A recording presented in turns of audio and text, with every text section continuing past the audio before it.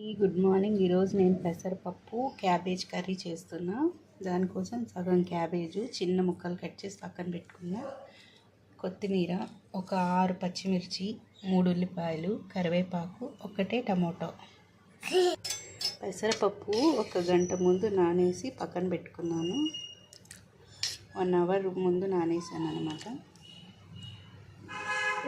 ఇప్పుడు వంట రెడీ చేసుకుందాం. ప్యాన్ పెట్టుకుని 2 స్పూన్ల ఆయిల్ వేసుకున్నా. ఆయిల్ వేడెక్కాలి. ఆయిల్ బాగా వేడెక్కింది.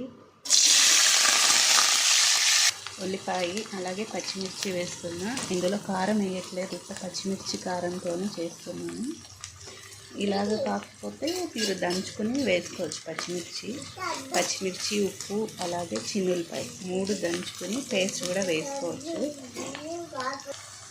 ఇందులో ఇప్పుడు ఉప్పు యాడ్ చేస్తున్నాను. ఒక సగం స్పూన్ అంతా ఉప్పు,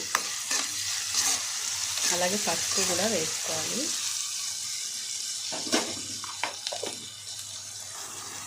ఒక స్పూన్ పసుపు.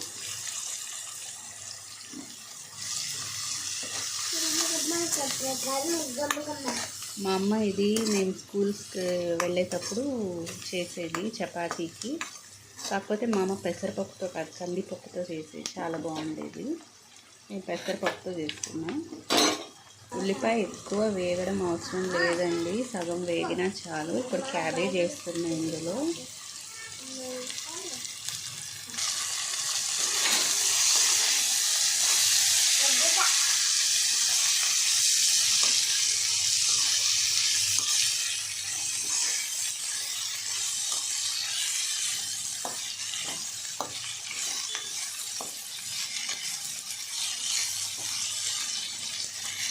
ఇప్పుడు ఇందులో పెసరపప్పు వాటర్ తీసేయాలి. పెసరపప్పులో కావాలంటే యాడ్ చేసుకోవచ్చు.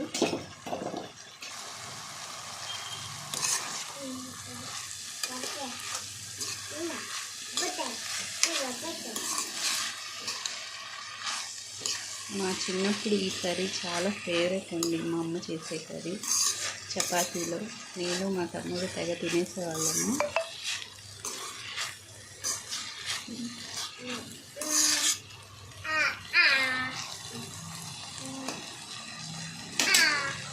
ఇప్పుడు ఇందులో టమాటో ముక్కలు కూడా యాడ్ చేసుకోవాలి. ఒకటే వేసుకోవాలి, ఎక్కువ టమాటో వేస్తే పుల్లదనం వచ్చేసి టేస్ట్ అనిపించదు. కొంచెం గ్రేవీ వస్తుంది కాబట్టి ఒక టమాటో యాడ్ చేస్తే బాగుంటుంది.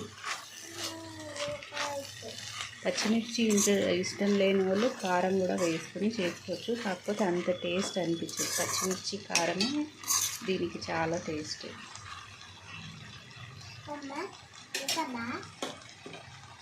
ఇప్పుడు ఇది ఇలా ఉడుకుతున్నప్పుడు ఇందులో పచ్చగా దంచుకున్న వెల్లుల్లి ఒక 5-6 గడ్డలు వేసుకుని కలిపేసుకుని కొద్దిగా 1 గ్లాస్ అంత వాటర్ యాడ్ చేసుకోవాలి. ఈ పెసరపప్పు నానేసిన వాటరే ఇందులో యాడ్ చేసుకోవాలి. ఇప్పుడు వాటర్ యాడ్ చేసుకుందాం.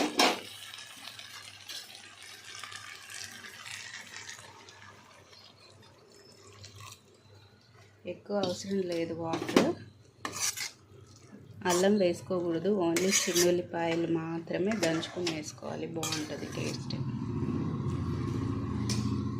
ఇప్పుడు ఈ పప్పు క్యాబేజ్ ఉడికేంత వరకు మూత పెట్టేసుకుందాం. ఒక 10 మినిట్స్. కర్రీ త్వరగా రెడీ అయిపోతుంది.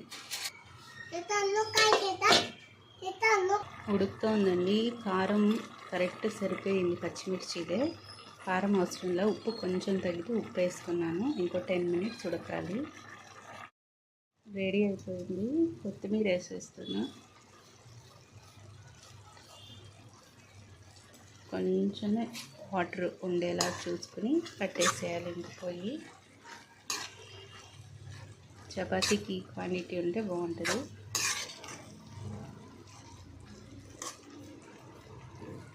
స్టవ్ ఆఫ్ చేస్తున్నానండి.